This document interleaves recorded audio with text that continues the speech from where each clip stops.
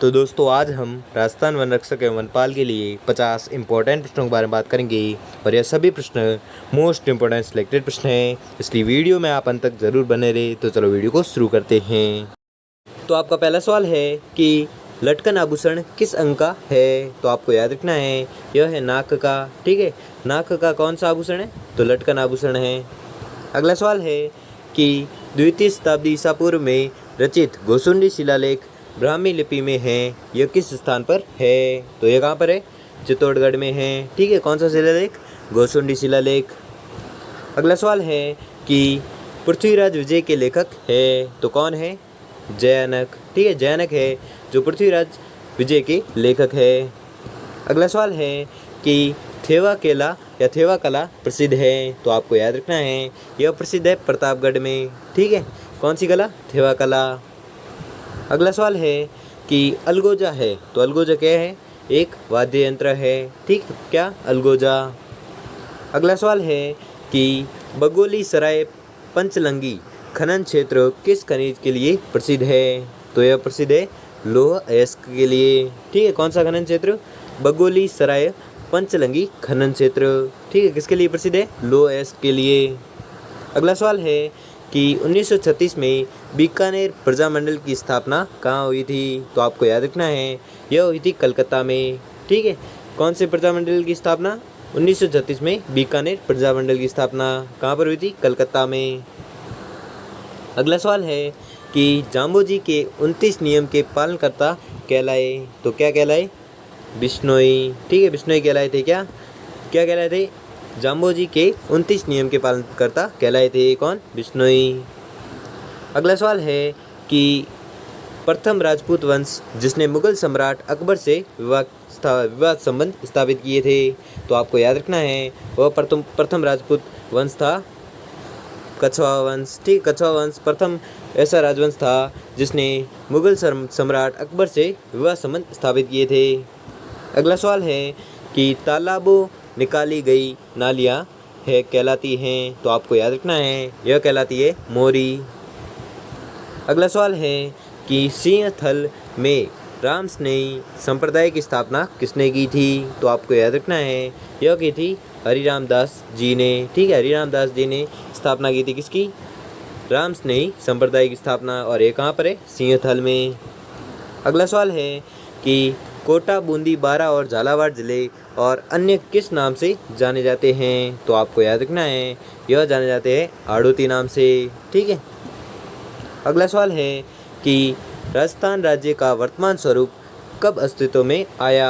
तो आपको याद रखना है यह आया था 1 नवंबर 1956 को। ठीक है, राजस्थान राज्य कब वर्तमान स्वरूप में कब अस्तित्व में आया? तो आपको याद रखना है यह आया था 1 नवंबर 1956 को। अगला सवाल है कि वैवाहिक समस्याओं को सुलझाने हेतु उदयपुर में महाराणा सज्जन सिंह की अध्यक्षता में कब देश हितैषणी सभा का गठन हुआ? तो आपको याद रखना है यह हुआ था 2 जुलाई 1877 को। ठीक है। अगला सवाल है कि कौन सा जल दुर्ग, रुको इसको बड़ा कर देते हैं। तो अगला सवाल है कि कौन सा जल दुर्ग की श्रेणी में आता है? तो आपको याद रखना है यह आता है गागरोन। ठीक है, गागरोन दुर्ग है जो कि जल श्रेणी में आता है। अगला सवाल है कि BN रेऊ के अनुसार राजपूताना का भूला हुआ नायक कौन था? तो आपको याद रखना है यह था राव चंद्रसेन। ठीक है, भूला हुआ नायक कौन था? तो राव चंद्रसेन था। अगला सवाल है कि प्राचीन मारवाड़ मालानी शासकों का निवास स्थान रहा है, तो आपको याद रखना है निवास स्थान कौन सा है? जसोल। ठीक है, जसोल था जो प्राचीन मारवाड़ मालानी शासकों का निवास स्थान रहा है। कौन? जसोल। अगला सवाल है कि मंडोर जहां राज्य के पहले फुटवियर डिज़ाइन एवं डेवलपमेंट इंस्टीट्यूट का शिलान्यास किया गया है, वह कहाँ पर स्थित है? तो आपको याद रखना है यह स्थित है जोधपुर में। अगला सवाल है कि महाराणा प्रताप का अंतिम समय कहाँ बीता? तो आपको याद रखना है यह बीता था चावंड में। अगला सवाल है कि खरीदा पत्र किसे भेजा था? तो आपको याद रखना है यह भेजा था एक रियासत के राजा द्वारा दूसरी रियासत के राजा को। अगला सवाल है कि स्वाई जयसिंह ने कितने स्थानों पर वेधशालाओं का निर्माण करवाया था? तो आपको याद रखना है यह करवाया था 5 स्थानों में। ठीक है। अगला सवाल है कि राज प्रशस्ति किस स्थान पर अवस्थित है? तो आपको याद रखना है यह अवस्थित है राजसमंद झील की पाल पर। अगला सवाल है कि 1665 में मिर्जा राजा जयसिंह और शिवाजी के मध्य हुई संधि कहलाती है? तो आपको याद रखना है यह कहलाती है पुरंदर की संधि। अगला सवाल है कि कूचामणि ख्याल के प्रवर्तक है? तो आपको याद रखना है यह प्रवर्तक है लच्छीराम।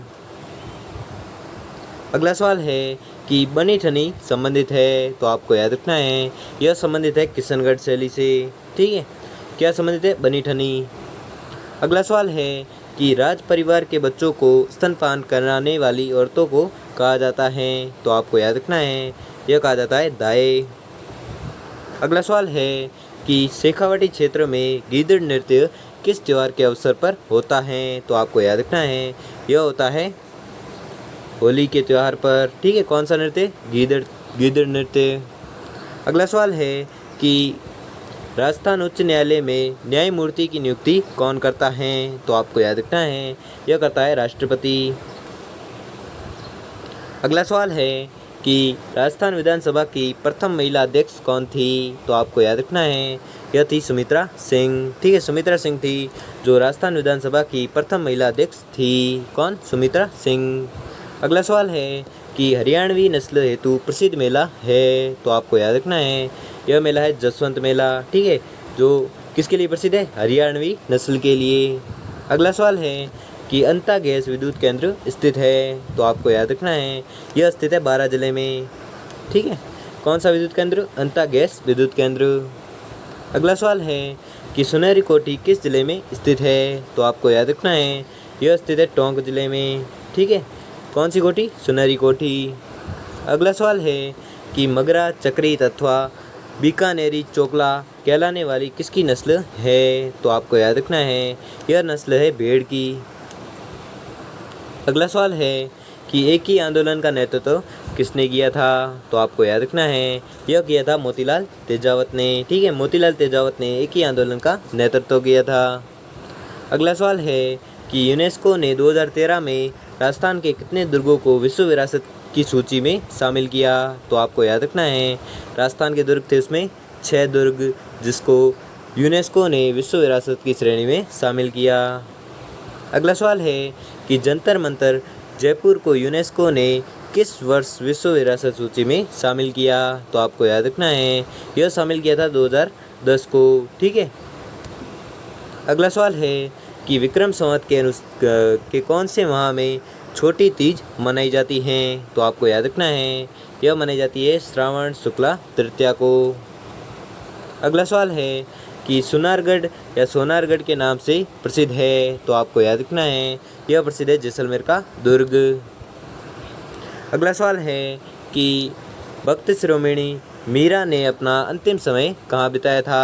ठीक है। तो भक्त शिरोमणि मीरा ने अपना अंतिम समय कहाँ बिताया था? तो आपको याद रखना है यह बिताया था द्वारिका में। ठीक है। किसने बिताया था? तो मीरा ने अंतिम समय बिताया था कहाँ पर? द्वारिका में। अगला सवाल है कि टोटी नामक आभूषण है? तो आपको याद रखना है यह आभूषण है कान के लिए। ठीक है। कौन सा आभूषण? टोटी नामक आभूषण। अगला सवाल है कि डाबड़ा कांड 13 मार्च 1947 को हुआ और यह अवस्थित है? तो कहाँ पर अवस्थित है? डीडवाना में।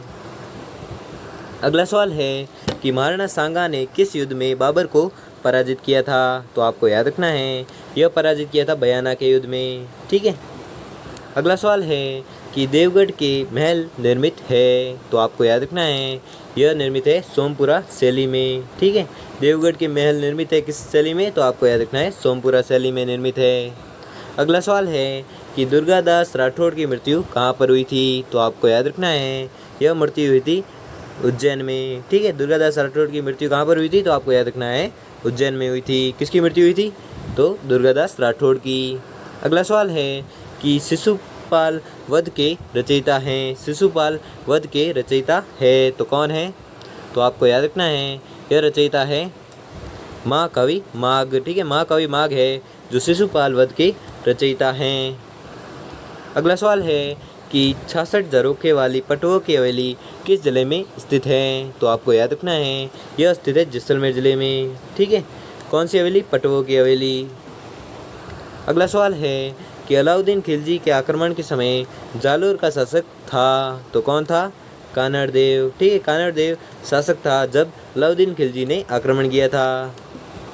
अगला सवाल है कि 1734 ईस्वी में मराठों को पराजित करने के लिए राजस्थान के शासकों की बैठक कहाँ हुई? तो आपको याद रखना है यह हुई थी हुरडा में। ठीक है, हुरडा में बैठक हुई थी। कब हुई थी? 1734 में।